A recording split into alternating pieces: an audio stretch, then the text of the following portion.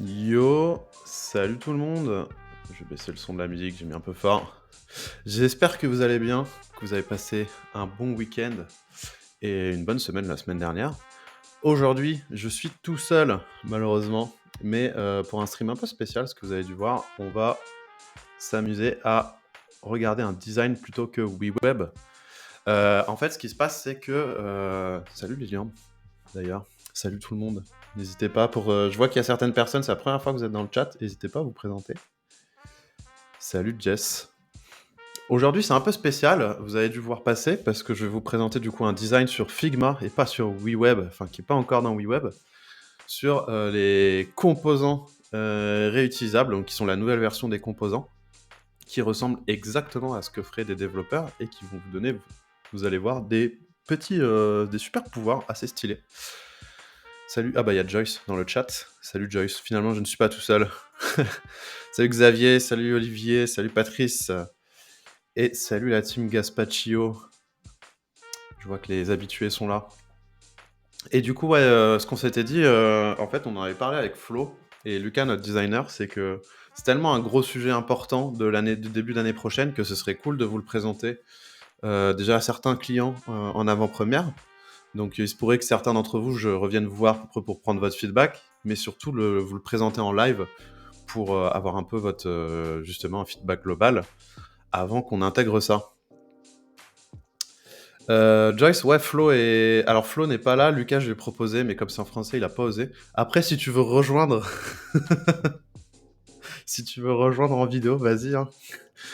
Pour meubler les moments où je vais être dans le Figma et je vais me paumer, parce que ça va arriver, comme tu sens. Hop. Alors... Depuis le mariage, elle a changé. Alors oui, depuis... c'est ouf le nombre de personnes qui est trigger par ça. Bref. Du coup, sans attendre... Alors déjà, avant même de proposer les designs, c'est quoi les composants réutilisables? Vous le savez, aujourd'hui, quand vous utilisez WeWeb, si vous utilisez un design system, vous pouvez sauvegarder des éléments ou des sections que vous pouvez réutiliser, mais le truc c'est quand vous les mettez à jour, il faut les remettre à jour partout. Enfin, c'est pas vraiment un vrai design system dans le sens où ça reste l'élément que vous drag and droppez, mais ça ne se mettra pas à jour si vous mettez l'élément parent plus tard.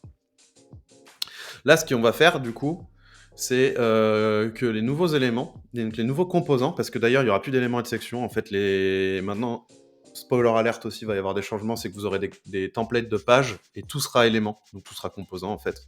Et il n'y aura plus de distinction éléments, sections, parce que ça saoulait tout le monde, ça nous saoulait nous-mêmes, et vous, ça perdait la plupart des utilisateurs.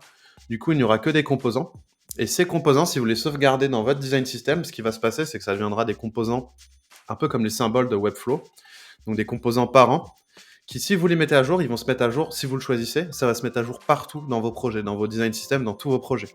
Donc admettons, vous avez un composant de formulaire, vous avez un bouton, vous avez une carte spéciale que vous avez fait, vous avez, je sais pas, le drop-down par exemple de Cocolids qu'on a vu il y a quelques temps en live, donc de No Code Factory, qui est ultra stylé.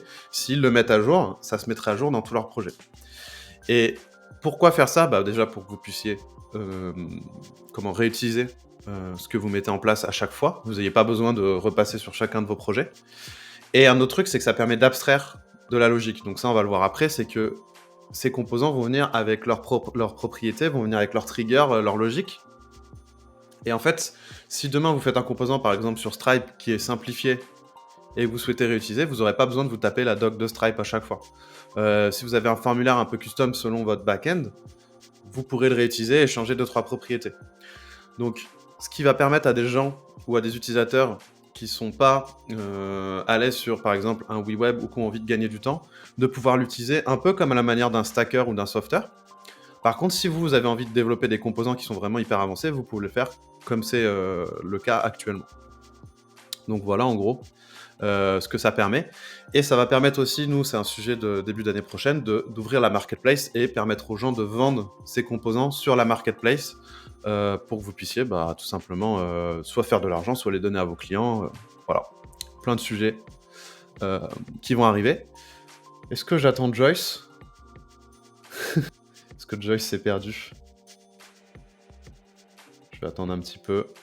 Voilà, je fais le... Est-ce que j'ai bien meublé?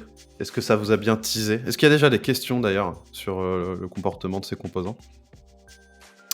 J'arrive, nice. Ah, elle est là, mais elle a pas mis la bonne caméra. Elle s'habille. Oui, parce qu'on travaille tous en survêt vu qu'on est tous en télétravail. Yes. Waouh. Yes. Ouais, du coup, j'étais seul tout. Merci. Attends, j'ai pas encore coupé le... T'as pas coupé quoi? Parce que je t'avais sur un autre navigateur Ah. où je t'entendais, du coup, là, c'est marrant. Salut tout le monde. Ah là là, la connexion alors que nous sommes à même pas 20 minutes à pied l'un de l'autre. C'est ça. C'est tout un bordel. Alors, Coucou vas-y, je vais Xavier. partager mon écran. Hop. Et je vais mettre mon petit curseur comme d'hab. J'oublie toujours de mettre et j'oublie toujours le raccourci. Voilà. Attends, Hop, je vais mettre mon écran et je vais nous mettre en bas. Alors, le seul truc, c'est que c'est un peu petit. Je sais pas si on voit bien, parce que comme c'est du Figma, je ne peux pas zoomer complètement. Je peux faire ça à la limite. Mais je crois pas que je puisse zoomer plus. Attendez, je vais essayer. Ah si, je peux faire ça, ok. Du coup, je vais peut-être nous repasser sur le côté et rezoomer un petit coup. Hop là. Est-ce que c'est bon pour tout le monde?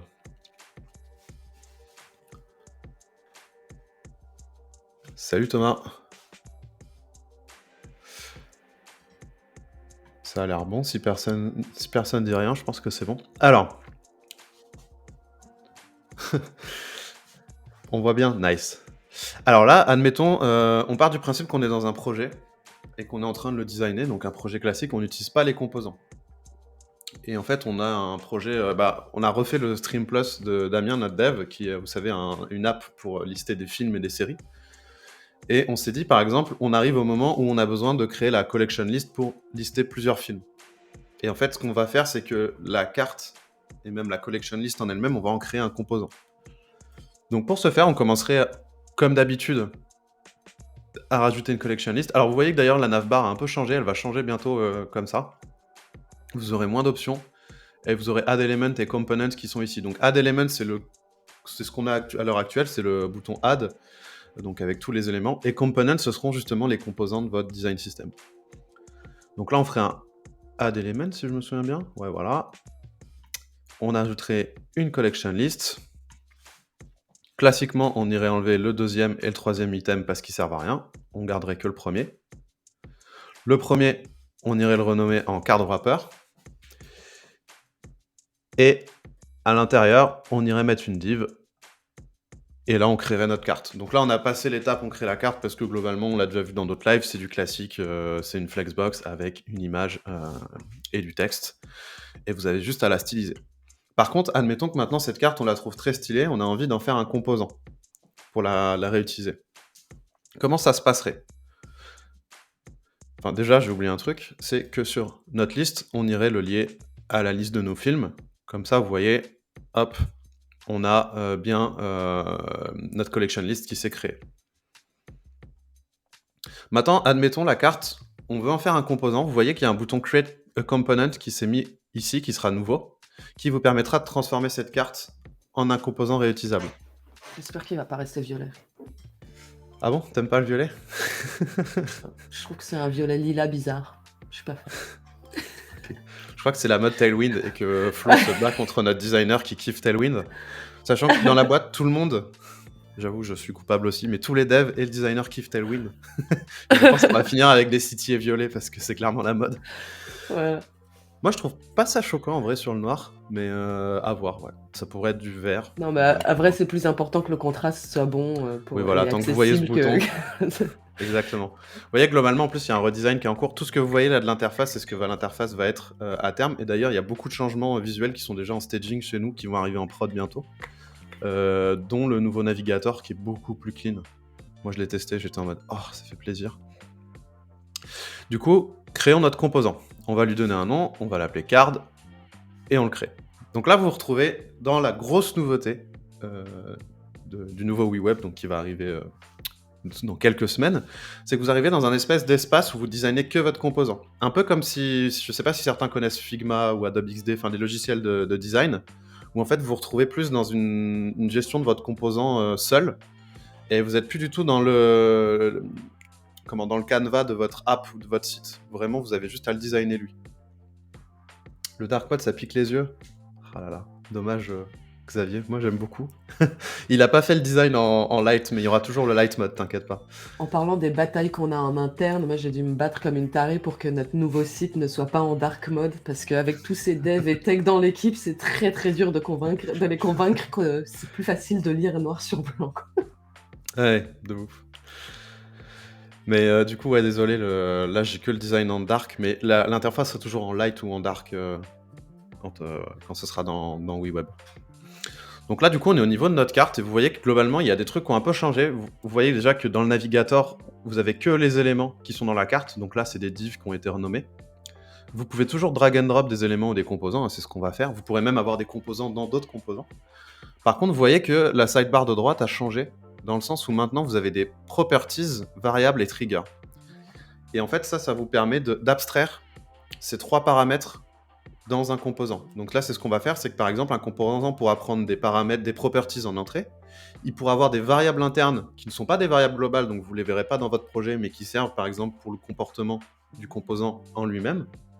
Et des triggers, donc tout simplement des fonctions, des workflows, qui seront propres au composant et que vous irez appeler de l'extérieur. Mais pareil, vous n'aurez pas besoin de savoir comment ça fonctionne pour les utiliser.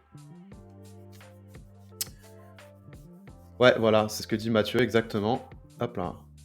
Il y a les variables, les triggers et les propriétés. Donc exactement comme un composant de dev en fait. Je ne sais pas si certains ça vous parle, mais en gros ce que font les devs avec les frameworks comme React ou Vue, c'est qu'ils vont créer des petits composants qui ont leur design, mais ils ont aussi leur logique. Et vous n'avez pas, vous quand vous les réutilisez, typiquement en open source, quand on installe une librairie ou vous réutilisez même votre design system, vous n'avez pas besoin de savoir ce qui se passe à l'intérieur du composant. Vous faites confiance à la personne qui l'a fait et vous allez juste appeler des fonctions et entrer des paramètres pour utiliser ce composant. Alors, FregoFou, c'est un truc qu'on doit discuter. En gros, tu auras des triggers qui dépendent de ton composant, mais oui, c'est un bon point. Tu auras aussi des workflows qui seront spécifiques au composant, et je ne sais pas encore où on va les stocker. Il faut que j'en parle avec Flo et Lucas, parce que tous les workflows ne sont pas forcément dépendants d'un trigger, et tu pourrais très bien avoir l'équivalent des workflows globaux, mais plutôt des workflows qui sont scopés au composant. Donc ça, c'est un truc qu'on doit... Je sais pas encore où on va le mettre, et c'est un bon point, je vais le remonter. Ça a déjà trigger Patrice. Et Thomas, c'est bien. Donc là, admettons... Patrice dans le chat, ça faisait longtemps. Ouais, de ouf. Bah là, il y a du beau monde, ça fait plaisir. Donc là, admettons qu'on souhaite variabiliser notre composant. On a envie de variabiliser l'image, le tag, le titre et la description. Donc ce qu'on va faire, c'est qu'on va créer des propriétés. Vous voyez qu'elles ont plusieurs types. Donc ça, c'est les types classiques de WeWeb, mais qui seront affichés un peu différemment. Donc texte, nombre, booléen, variante, je sais plus ce que c'est. Je crois que c'est un énumérable. C'est en gros pour dire il y a plusieurs options. Il faut choisir, faut faire un choix spécifique ou plusieurs choix. C'est par exemple si vous avez envie de donner des options de couleur. Et vous, ça sera affiché par un drop-down quand la personne utilisera le composant. Et si vous mettez par exemple vert, bleu, violet, il aura que ces choix-là. Objet et liste, bon ça c'est classique. Image, icône et fichier, donc ça c'est pour tout ce qui est peut-être formulaire par exemple. Et custom si vous avez vraiment besoin de faire quelque chose à votre sauce. Donc là nous on va utiliser du texte. Donc on va créer le titre. Vous pouvez lui mettre un défaut et un test. Alors le défaut c'est tout simplement la valeur qui va s'afficher quand vous créez le composant, parce que quand vous êtes dans dans l'interface de création du composant, le composant il n'est pas dans une instance dans votre app, donc il n'y a pas de binding. Typiquement, vous n'avez pas encore de titre qui est bindé, donc il faut mettre un titre par défaut, sinon il n'y a rien qui s'affiche. Donc ça vous sert notamment pour ça, ou si vous n'envoyez pas de valeur dans la propriété. Et test, c'est si vous avez envie de le changer, vous pouvez le taper ici, parce que forcément tout ce que dans un composant devient une props n'est plus éditable dans l'éditeur directement en drag and drop. Vous êtes obligé de passer par les propriétés. Donc ce que je veux dire par là, c'est que si vous bindez ce titre, il sera plus éditable. Par contre, si vous rajoutez une drop zone et que vous laissez la personne, parce que ça on vous le mettra à disposition, donc si vous proposez à la personne de drag and drop un autre élément à l'intérieur, il pourra totalement drag and drop son propre texte et là l'éditer directement dans l'app. Donc là, on va rajouter la description, le genre et l'URL de l'image. Et normalement, on est bon. C'est cool ça. Mathieu qui dit: je trouve que ça va rendre le web beaucoup plus lisible et facile à travailler dessus de ce qu'on peut voir à ce stade. Ouais, on espère. Parce que déjà, le fait d'avoir des composants, ça va te permettre d'abstraire toute la complexité et de jamais refaire 2 fois la même chose. Mais même la nouvelle interface, on essaye de gagner de l'espace tout en continuant d'afficher quand même pas mal d'infos, ce qui est assez difficile. Parce que globalement, tout le challenge qu'on a, c'est que vous avez une app à designer et qu'accessoirement, vous avez 2 sidebars, il y a la navbar au-dessus, vous n'avez pas forcément un écran énorme. Et l'idée très forte qu'a eu notre designer, qui va arriver, je pense, pareil, d'ici quelques semaines, c'est que vous allez pouvoir dézoomer sur l'app. Donc vous n'avez plus besoin de dire de changer la taille de votre écran, vous allez pouvoir vous mettre à 80% par exemple, et en même temps gérer le responsive. Xavier qui dit que ça va lui sauver la vie. Parfait. Du coup, maintenant, ce qu'on va faire, c'est qu'on va sauvegarder ce composant. Et là, vous voyez que maintenant, ici dans le navigateur, Card est devenu un composant. Vous voyez les 4 petits, l'icône là avec les 4 petites bulles, ça veut dire que c'est un composant. Donc c'est plus une div, vous pouvez plus y accéder. Donc là, vous pouvez plus l'éditer dans votre app comme vous pourriez éditer une div classique. Là, si je veux changer la couleur ou le titre, je peux pas le faire juste en tapant. Par contre, ce que je peux faire, c'est que vous voyez que en la sélectionnant, j'ai bien accès aux propriétés ici de mon élément. Et elles sont bindables parce qu'on reste dans WeWeb. Donc vous pouvez totalement les lier à la liste que vous avez bindé sur votre collection list, qui vient par exemple d'un backend externe. Donc là, si je clique, je peux binder le titre, la description, le genre et l'URL de l'image. Et voilà, ça fonctionne. Donc là, j'ai ma collection list. Il y a Thomas. Ouais. On va donc pouvoir créer des composants avec dedans une ou plusieurs zones dans laquelle l'utilisateur peut ajouter librement des éléments et des composants. Ouais, ça, je sais pas s'il y aura l'option tout de suite dès le départ ou s'il faudra faire des composants custom. Mais je pense que nous, ce qu'on va faire, c'est qu'on va vous donner l'accès à... Nous-mêmes, en fait, quand vous pouvez drag and drop, dans WeWeb, c'est un composant qui s'appelle un composant drop zone. Et je pense qu'on va vous laisser les rajouter pour que vous puissiez dire, bah, dans cette partie-là de mon composant, la personne peut toujours rajouter ce qu'elle veut à la volée. Mais je pense que ce sera possible, et c'est un sujet qui va d'ailleurs vachement intéresser Aurélie, une dev chez nous, parce qu'elle en parlait déjà. Et je pense que ce serait une bonne option de vous laisser faire ça pour pas les rendre trop... parce que je me fais avocat du diable. Là, ce qui va se passer probablement quand on va créer les premiers composants, c'est qu'ils vont être trop rigides, parce qu'une fois que vous les ajoutez, vous avez vu, vous pouvez juste passer par les propriétés et les triggers qui ont été définis dans le composant. Et petit à petit, on va vous laisser rajouter quand même des options. Mais notre volonté, c'est quand même que vous utilisiez ces composants un maximum, parce que nous, ce qu'on voit dans les projets, et je ne sais pas si vous aussi vous le voyez, c'est que typiquement, si une personne rajoute une option une fois par exception, elle va l'oublier et elle se retrouve avec un design system qui est complètement instable et elle sait plus, elle sait plus où est-ce qu'elle doit mettre à jour ou pas son composant. Il y a Thomas qui dit aussi, on peut donc prévoir une propriété couleur pour changer Exactement, la ouais. couleur. Ça, Tu ouais. peux faire une props couleur qui serait une liste et tu pourrais dire, tu as ton design system. Et en fait, on a déjà prévu de porter des UI kits typiquement Tailwind et on s'est dit qu'on allait mettre toutes les couleurs de Tailwind comme une liste globale. Et typiquement, tu pourrais, ce serait automatiquement déjà bindé à tes composants. Et en fait, si tu ajoutes le design system Tailwind avec les UI kits Tailwind, par défaut, ils vont reprendre ta couleur active. Donc si par exemple tu dis que ta primary c'est vert, tous les éléments vont se binder sur vert automatiquement. Si c'est violet, ils vont être sur violet et ainsi de suite. Donc on va pouvoir commencer à vraiment abstraire de plus en plus. Ça va être cool. Il y a Olivier qui nous dit très propre comme fonctionnement, ça fait plaisir. Cool. Et du coup, Xavier. Question bête, mais comment on peut être sûr qu'il n'y ait pas un souci de sécurité avec un composant ? C'est une bonne question. Je pense que quand il y aura la marketplace, on aura un gros sujet de modération de notre côté chez WeWeb. Et je sais pas pour l'instant comment on va faire ça. Nous, on en discute beaucoup en interne. On est assez fan de ce que fait Apple, où typiquement, quand tu veux sortir une app sur leur App Store, il faut qu'elle soit reviewée. Et on va probablement reviewer la plupart des apps et des plugins qui seront rajoutés sur la marketplace pour vérifier ce genre de fonctionnement. Ouais, c'est un gros sujet, et c'est pour ça que la marketplace, elle va pas non plus arriver tout de suite, quoi. Parce que y a quand même pas mal d'exploits à faire, il faut vachement réfléchir, les choix qu'on fait maintenant vont impacter sur le long terme, quoi. Donc c'est un gros sujet. Exactement, ouais. Et nous, ce qu'on s'est dit, c'est qu'on se réserverait au début, du moins au début, le droit de garder dans nos termes de service les plugins ou les éléments sur certains sujets critiques. Typiquement, le paiement Stripe, on va pas l'ouvrir sur la marketplace tout de suite, parce que si quelqu'un fait n'importe quoi votre paiement, c'est pas ouf, quoi. Donc il y a des certains composants comme ça, on va les garder de notre côté et on va l'ouvrir petit à petit, mais on va apprendre avec vous. Et c'est pour ça, ouais, la marketplace arrivera après ça, ce sera un gros sujet parce que, en vrai, nous, techniquement, c'est pas si dur, c'est tout ce qu'il y a à côté. C'est les gens qui vont créer des composants avec des images illicites, qui vont vous mettre des liens de phishing, qui vont essayer de vous vendre des trucs qui marchent pas. Et ensuite, le support, s'ils arrêtent de faire le support de ces composants. Donc, en fait, il y a tout un sujet un peu légal / expérience utilisateur que nous, on va travailler probablement début de l'année prochaine. Donc je pense que Marketplace, c'est un sujet Q2 de l'année prochaine, alors que les composants devraient arriver normalement début de l'année prochaine.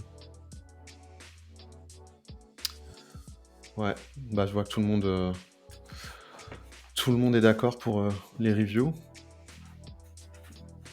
Et il y a Patrice qui pose une question sur si on laisse les options vides, qu'est-ce qui se passe?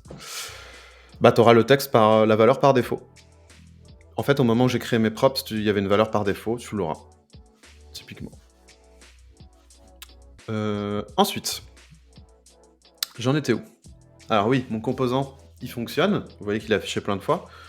Mais maintenant, il me manque un truc, c'est que j'ai envie que les gens puissent ajouter un film, par exemple, à leur watchlist. Donc, il faut que je rajoute un call to action, typiquement un bouton, à ce composant, à mon composant carte. Donc là, ce que je vais faire, c'est que je vais retourner. Je suis bien sélectionné sur mon composant card. Je vais retourner sur le composant, donc go to component, et je reviens sur cette interface-là.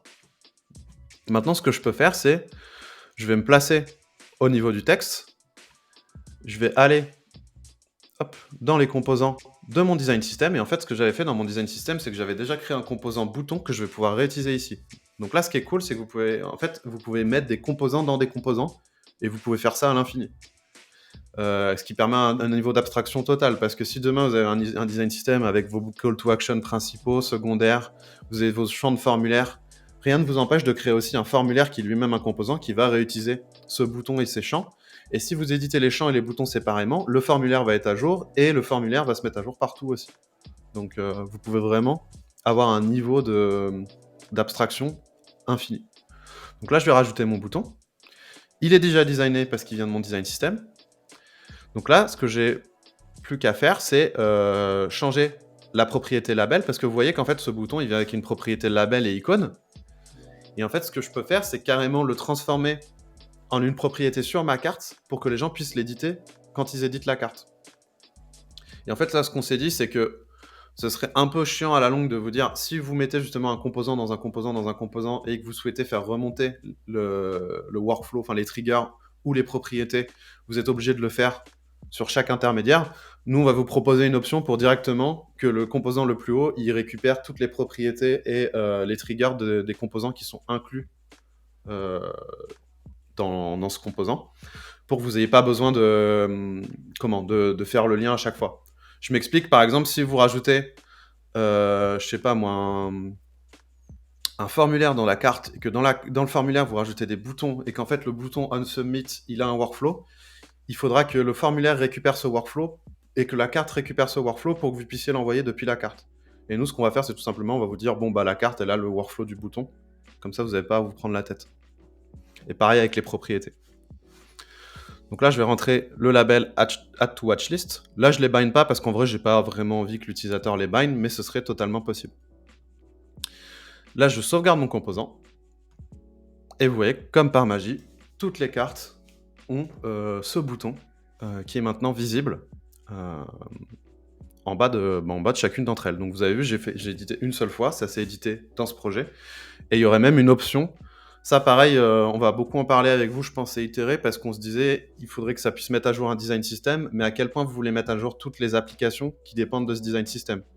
Parce que si vous mettez à jour la carte et qu'elle est utilisée dans un autre projet, ça risque de la mettre à jour dans un autre projet aussi. Donc, à voir si... Moi, c'est un sujet d'ailleurs qui m'intéresse, si certains ont déjà des opinions là-dessus.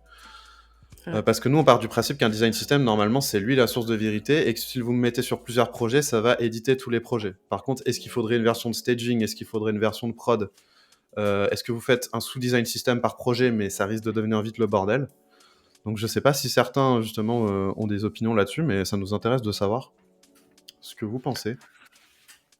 Ouais, moi je trouve ça hyper intéressant comme sujet parce que Valentin, par exemple, de No Code Factory, donc qui est une agence no code, typiquement, lui, c'était, je sais pas s'il l'a aujourd'hui, mais c'était vraiment genre, quoi? Non, ça me fait peur parce qu'en fait, bah, du coup, il y a plein de projets, donc faut pas qu'il se plante sur, enfin, faut qu'il ait un UI kit par client, en fait, Mm. ou qu'il sépare comme ça. Et quand on l'a présenté en interne, c'est le truc qui m'a fait paniquer, tu vois. C'est le côté, je sauvegarde et c'est appliqué sur tous mes projets. D'un seul coup, j'étais en mode: «Oh là là, je sens les problèmes arriver, quoi». Enfin, il y a forcément des moments où tu vas enfin, Ouais. comment on fait pour que les gens se plantent pas, quoi? Olivier, du Fréco- coup, pardon. Ouais, non, je disais Frécofo qui dit qu'il faudrait versionner, ce serait pas con, parce que tu pourrais appliquer la version. Si tu es en train d'adapter ton design system, tu pourrais l'utiliser en staging. Et quand tu es content, tu passes cette version en mode prod et ça change ta prod. Je pense que ce serait pas mal. Parce que je vois aussi la réponse d'Olivier de quand tu prends un design system, tu choisis si tu le gardes lié ou pas. Le problème, c'est que la plupart des gens vont choisir de pas le lier. Et après, ils vont dire bah, j'ai envie de mettre à jour partout.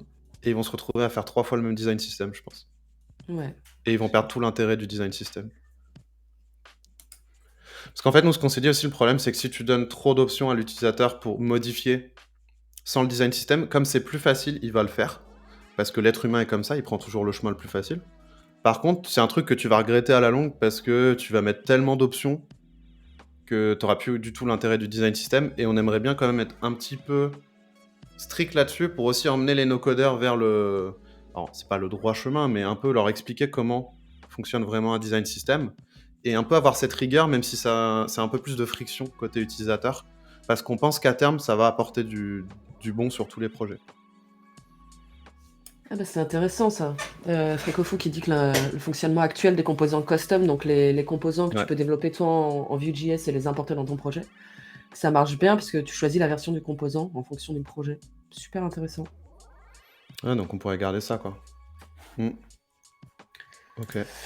Et ouais, Olivier Martineau, typiquement, c'est clair, c'est pour ceux qui font déjà plusieurs projets.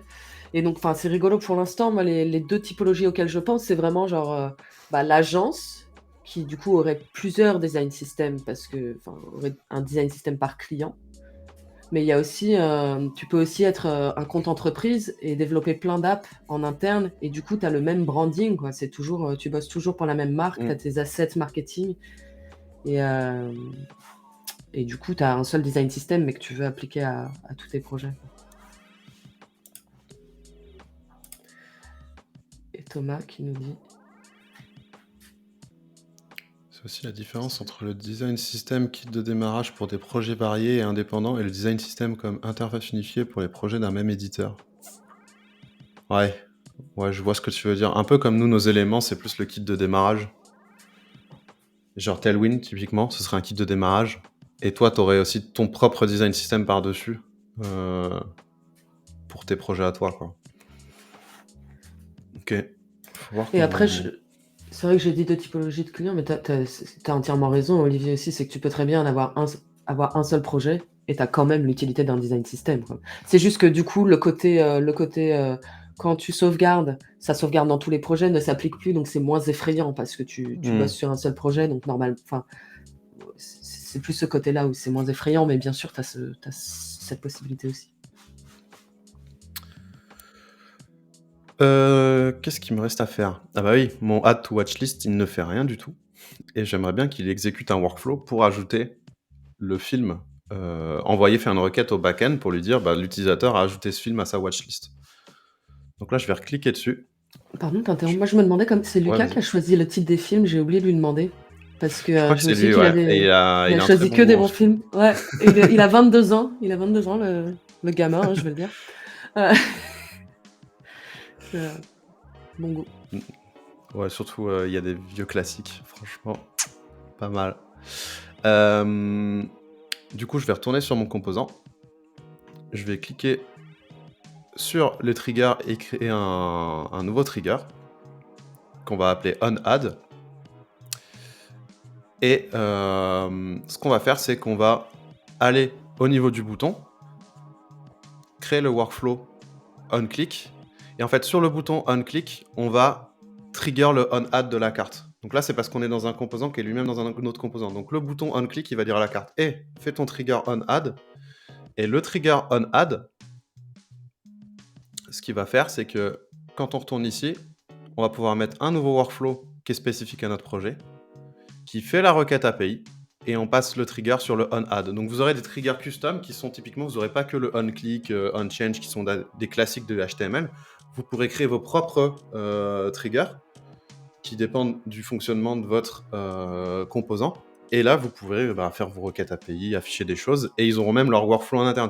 Typiquement, la carte, si elle a besoin de changer de design quand vous faites le onAdd, elle pourrait le faire sans même que vous ayez besoin de le trigger ici. Là, la requête API, elle est spécifique au projet, c'est pour ça qu'on la met ici et pas dans le composant. Et typiquement, quand on fait ça, normalement, c'est fini. On a créé notre composant de carte et qui a son propre, sa logique JavaScript et son design. Oui, c'est ça, des triggers custom, Xavier, exactement.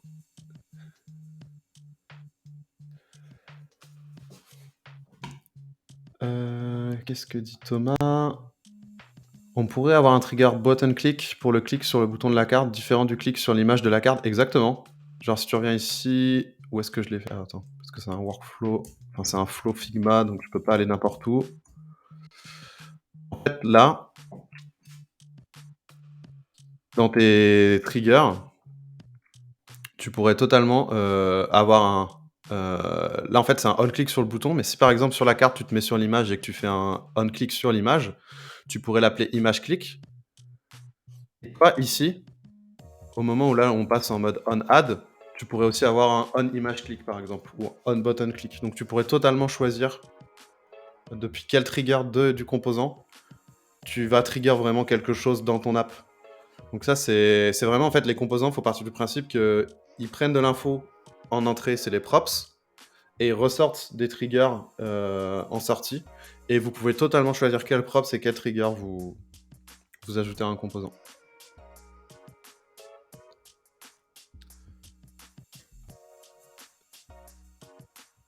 Est-ce qu'on a d'autres questions? Parce qu'en soi, je viens de finir le petit flow de Figma. On va pouvoir lancer des fusées sur Mais- la Lune maintenant. Il va monter SpaceX en no-code. Est-ce qu'on pourrait avoir des variables locales? Ouais. Alors ça, on l'avait montré, mais je suis peut-être passé un peu vite. On est au tout début. Voilà, ici, tu vois, ta variable manipulate internal data. Et ces variables pourraient être manipulées justement par des workflows ou autres. Et tu peux totalement avoir des variables qui sont scopées aux composants et du coup qui ne seront pas exposés dans ton app. Ça, c'est vraiment pour le composant, le fonctionnement interne de ton composant. Et l'app n'aura jamais conscience de ça. Donc, l'avantage de ça, c'est que vous n'allez plus être obligé de faire 15 000 variables globales que vous devez mettre à jour tout le temps dans votre projet. C'est vraiment les composants, ils viendront un peu avec leur API. Il faudra leur faire confiance, mais vous n'aurez pas besoin de savoir ce qui s'y passe dedans. Donc, vraiment comme une brique de Lego, quoi.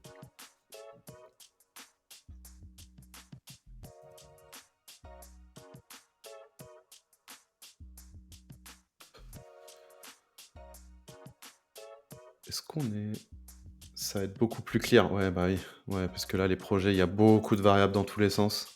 Il y a beaucoup de workflow. On en est conscient. C'est un truc qu'on essaye de hedger justement avec ça. Et on pense que les composants, c'est une bonne réponse pour ça parce que vraiment, en fait, c'est tout rangé au bon endroit et pas se poser la question. Et surtout, vraiment, le workflow dans le composant ou la props, enfin, tu l'édites une fois, ça s'édite partout. Ça, c'est la base de la programmation, qui est un truc important qui est dans le no-code aussi. Parce que refaire 50 fois la même chose, c'est le meilleur moyen de se tromper et c'est de la perte de temps. Donc, Tiens, ça me fait penser à donc Olivier qui dit moi, je fais des dossiers variables par page, mais c'est quand même le bordel. Ouais. ouais, parce que tu Et les vois quand même j'imagine que partout. en plus, tu as des variables qui doivent être sur plusieurs pages, peut-être aussi. Parce que moi, au début, je faisais ça par page. Et après, j'ai fait un peu par fonctionnalité, tu vois, genre quand c'est mettre à jour un élément, un truc comme ça. Mmh. Mais ouais, c'est le bordel de toute façon. Ouais.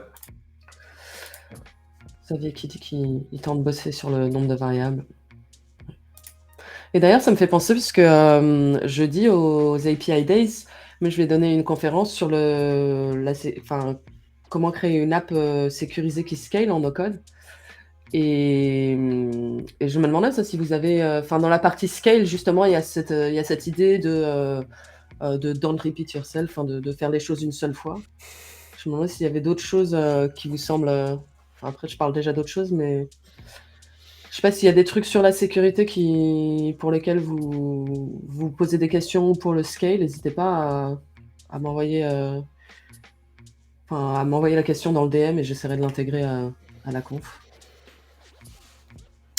Merci Thomas pour le message. On passera ça à la team, ça va leur faire plaisir. Grave. Et c'est rigolo parce qu'on est en train de refaire la documentation user et on va bientôt refaire l'académie aussi. Et en fait, c'est ouf, quoi. Parce qu'on se disait, on va juste migrer les articles dans la nouvelle doc. En fait, il y a tellement de choses qui ont changé et qui se sont améliorées Ouais. mais ça fait plaisir. Patrice, on pourrait presque faire des templates d'app à base d'éléments. Ouais, carrément. En fait, tu pourras carrément et les vendre comme des. Il y aura des composants, mais je pense qu'on va aussi créer ce qu'on appellera des templates peut-être dans la marketplace qui seront des ensembles de composants avec peut-être aussi tout ce qui est variable en commun, typiquement les couleurs, les fontes, donc pour devenir un UI kit en fait. Et comme ça, on vous l'a pas encore montré, mais pareil, avec cette mise à jour, va arriver la mise à jour que tout sera composant, éléments, et les pages, en fait, les anciennes sections, ça va devenir des pages, mais ça, c'est juste pour nous en interne. En gros, les pages vont avoir des options, et elles vont avoir un layout par défaut, ce qui fait que vous pourrez aussi sauvegarder des modèles de pages, et dans ces pages, utiliser des composants. Et vous pouvez carrément, ça va vous permettre de créer demain tu veux créer un client portal ou un CRM hyper rapidement, tu prends le template CRM, il arrive avec son design system, tu peux customiser un peu les éléments. Les couleurs, tu peux les changer. Les pages, tu as les pages classiques qui viennent, qui ont déjà leur layout avec la sidebar qui est déjà intégrée. Tu n'as même pas besoin de la gérer, par exemple, dans tes éléments. Elle sera abstraite et tu pourras aller beaucoup plus vite. En fait, nous, l'objectif derrière, c'est de vous laisser la capacité de customisation d'un WeWeb, donc qui est typiquement ce que vous connaissez peut-être avec Webflow sur les sites statiques. Mais si vous voulez juste, vous avez un pur design system, vous voulez faire du drag and drop, échanger 2-3 variables, un peu à la stacker par exemple, vous pourrez le faire aussi. Et en fait, vous aurez l'ensemble des deux mondes, quoi. Il y a Virtual qui demande, du coup, pour démontrer la scalabilité, si je fais un live test. Sur Je sais quelle pas, l'app produite, WeWeb, La Alors, réponse c'est que non, en fait, je vais rien faire en live. Enfin, si c'est une question sur la con, je vais rien faire en live. La raison pour ça, c'est que c'est la loi de Murphy. Et c'est une grande salle avec plus de 300 personnes. Donc au début, j'avais prévu de hacker ma propre app en live. Et en fait, je vais pas le faire parce que si on a une connexion pourrie, ça va me mettre dans la mouise, quoi. Et Xavier, non, c'est pas scale via WeWeb, c'est vraiment scale avec les outils no-code. Donc typiquement, je vais parler de grands principes. Dans les exemples sur la sécurité, je vais utiliser Supabase et Xano comme back et WeWeb comme front parce que c'est ce que je connais le mieux. Mais pour le coup, on va pas faire de l'autopromo, quoi. ouais. Et sur la partie scale, c'est vraiment parler des principes. Donc le côté don't repeat yourself, le côté keep it simple stupid, le côté tu vois, des global workflows, quoi. Typiquement, Ouais. à chaque fois que tu te rends compte que tu es en train de faire un copy-paste ou que tu es en train de faire quelque chose pour la troisième fois, la deuxième ou la troisième fois, de te demander, d'essayer de refactoriser et de simplifier. D'ailleurs, ça me Mais fait non, penser, du coup, c'est pas vrai, c'est pas WeWeb Focus du tout. C'est pas le but, quoi. juste pour en parler à propos de WeWeb, ça me fait penser à Kumu, je sais plus comment ça s'appelle, PH, je sais plus comment il s'appelle. Ouais, c'est Kumu et eux, pour le coup, Non, c'est pas ça. justement, non, mais c'est Penlab. En fait, ils utilisent Penlab. Enfin, le site, je pense que c'est Penlab. Nab, ouais, voilà. Mais Hop. eux, ils ont plusieurs millions de views par mois. Oui, voilà, Et, c'est une app WeWeb, pardon, qui est aux Philippines, si je me trompe pas. Ils ont des millions d'users. Et en fait, WeWeb, le problème, on a des problèmes de scale en ce moment qu'on est en train de régler. C'est pas sur le fait qu'il y ait 1 million d'users. Parce qu'en fait, comme c'est une app statique qui est sur des serveurs d'Amazon, tu peux mettre 10 millions d'users si tu veux dessus. Il y aura zéro problème. Par contre, s'ils font tous une action à un moment donné qui ping ton backend, c'est ton backend qui va être le problème. Parce que lui, il faut qu'il tienne la charge. Nous, là, on a des problèmes, notamment sur les grosses apps.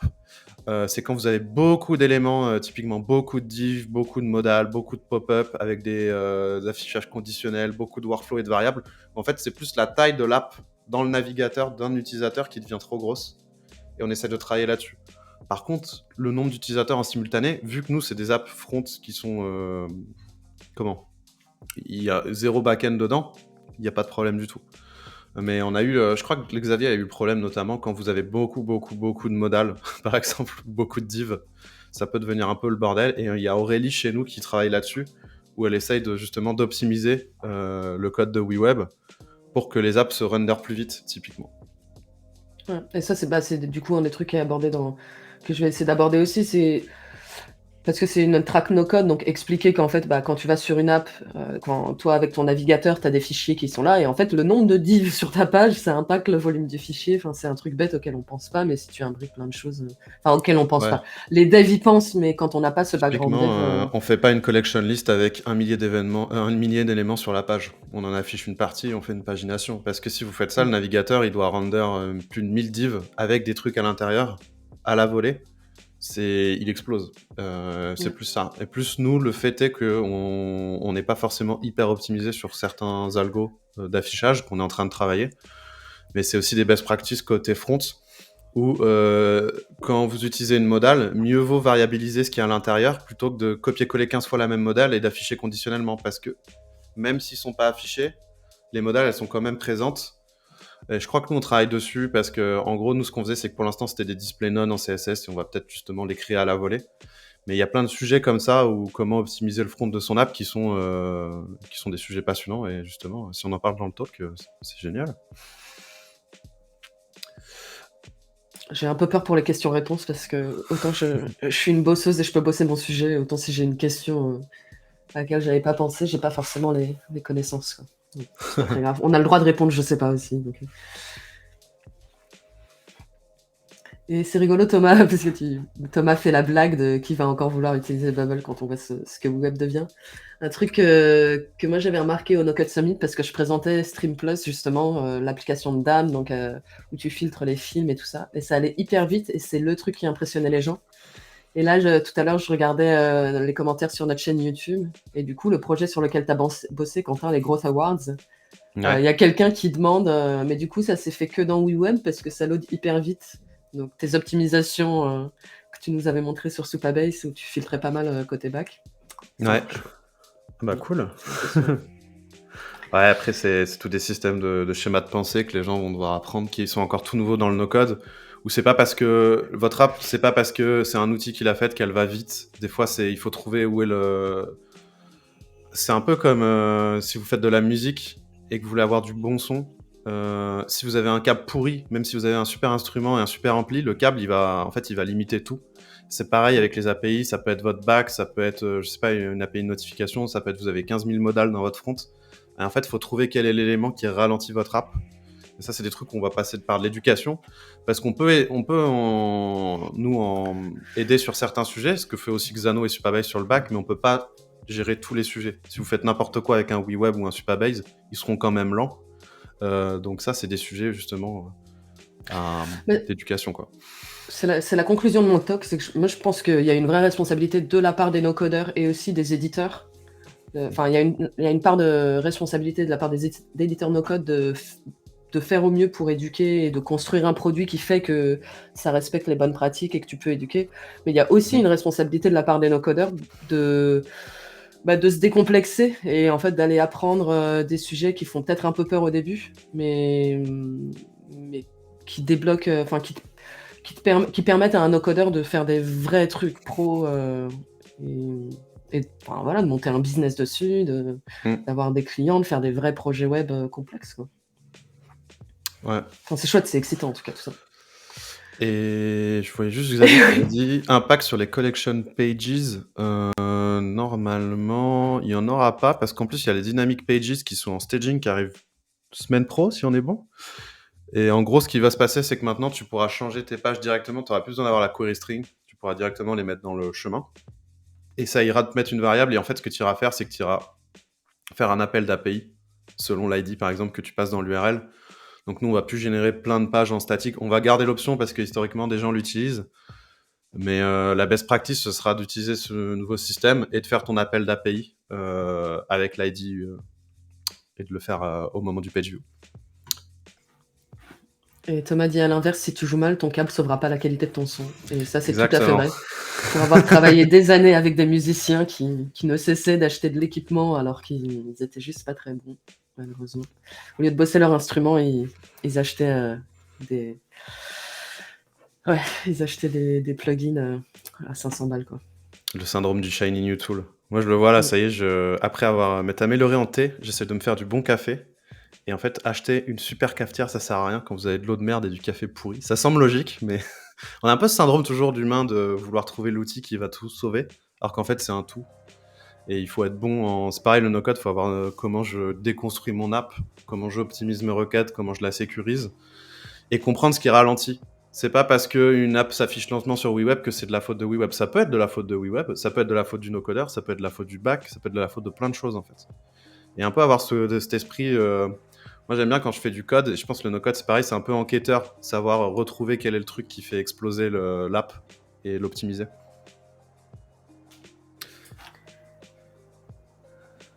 Et pour Il y les a Thomas méta qui demande... dynamiques, il y aura Il y aura quelque chose. quelque chose. Normalement, tu pourras lier tes méta, ouais. Tu pourras binder tes méta. Il n'y a pas de problème. Après, à voir, parce que si c'est pas pré-render, ça se fera au moment du page view. Donc Google le verra pas tout le temps. Il le verra. En fait, ce que fait Google, c'est que des fois, il te crawl en mode JS, des fois, il crawl sans. S'il crawl sans, il le verra pas. Ouais, et l'Open Graph et le titre... Je sais pas, parce qu'en fait, ça dépend du contexte. En fait, je crois que pour la static collection page, c'est bon. Ouais, statique, c'est bon. Mais ouais. Je suis pas sûre à 100%. Je confonds peut-être, mais il me semble que j'ai eu le cas il y a 2-3 semaines. Et qu'en fait, j'étais étonnée. Moi, je pensais qu'on pouvait déjà le faire. Non, parce que là, dans les variables dans les pages dynamiques, Thomas, ce que tu auras, c'est que tu auras que le texte par défaut. Et ça chargera en JS après. Mais de toute façon, nous, on est plus dans une orientation web app là, et pour tout ce qui est SEO, ça se fait, mais tu seras pas sur de la best practice sur ce point-là. Après, même moi, j'étais surpris parce que je pensais comme toi qu'avant, Google crawlait jamais en mode JS. Il crawl des fois en mode JS, donc il va quand même comprendre au fur et à mesure ce que ta page veut dire, même si elle est en full JS. Par contre, ça mettra plus de temps à être indexé. Ton score va monter plus lentement que quelqu'un qui sera en full statique. Mais si tu veux faire du full SEO, en vrai, vaut mieux aller sur des générateurs de sites statiques, des Webflow, des Wix, des WordPress, plutôt que sur des web apps, parce que nous, nos utilisateurs, ils ont moins ces sujets de SEO en vrai. C'est plus des sujets de j'ai besoin de plein de données. Et Thomas dit qu'il crawl de plus en plus en Oui, mode ils crawlent de plus JS. en plus en mode JS, ouais.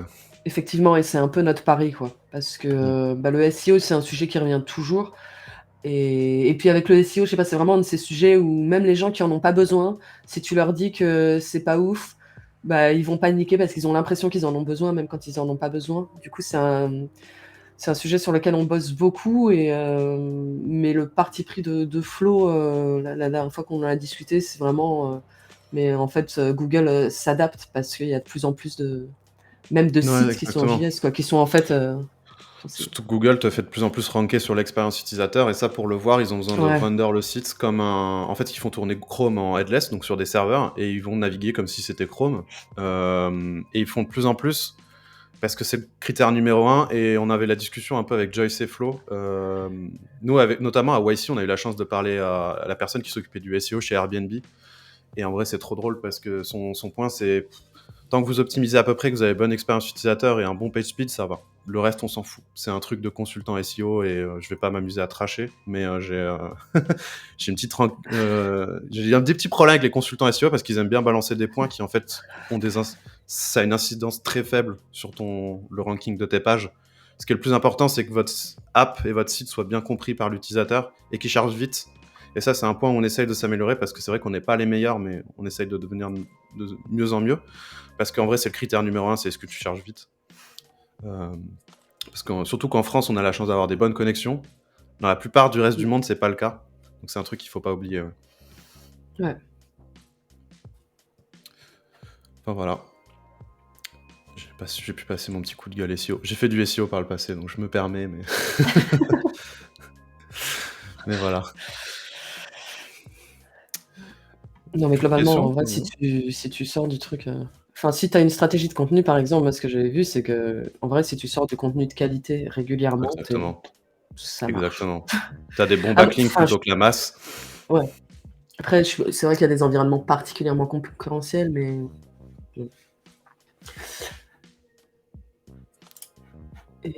Et Virtua qui dit après, ça reste de la théorie, personne en dehors des 100 et quelques qui ont l'algo sur leur VS Code ne connaît le critère numéro 1. Ouais, clairement. Alors ça, pour en avoir parlé à des gens de chez Google, même eux ne connaissent pas l'algo. Il est devenu trop complexe, trop gros. Et c'est ce qui fait la valeur de Google, donc personne ne sait, même chez Google. Ils changent 2-3 trucs, mais... C'est pour ça que nous, on prenait l'exemple de Airbnb, parce que eux, n'empêche qu'ils ont fait toute leur croissance sur le SEO, et qu'ils sont très forts là-dedans, et ils ont tellement de trafic qu'ils ont pu faire des A/B tests, donc globalement, ils ont pigé 2-3 trucs. Mais oui, ça dépend aussi de ton business, ça dépend de plein de choses, donc...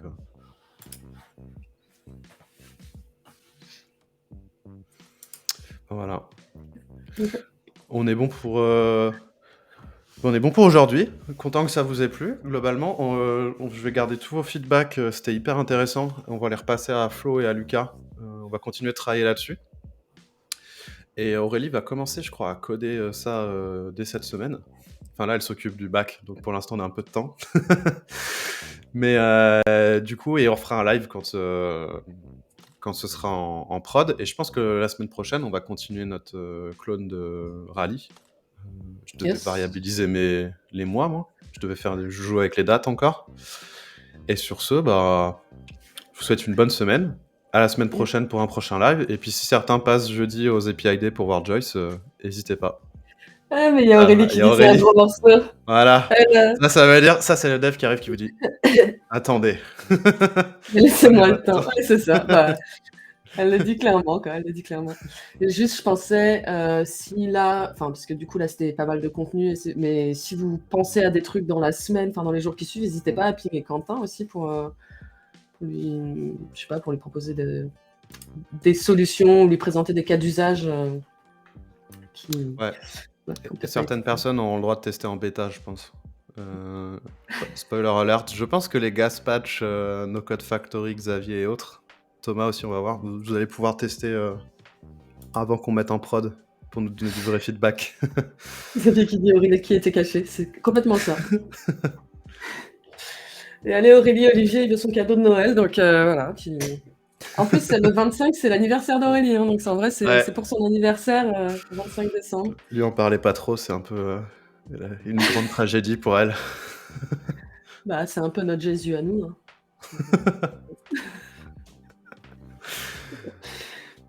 Ton cadeau de Noël, je sais pas, on va y réfléchir. Voilà, tout le monde réfléchit pour la semaine prochaine, tout le monde réfléchit au cadeau de Noël. Des gens qui utilisent tes composants, tu seras fier. Pour son cadeau d'anniversaire. Bon, allez. Ciao tout le monde. Oula, attends. Salut, là, ça troll, ça y est, ça ne s'arrête plus. On va se laisser là. Désolé, Xavier. Parce que là, si on entre dans les Pokémon, on ne s'arrête plus. À la semaine prochaine. Ciao tout le monde.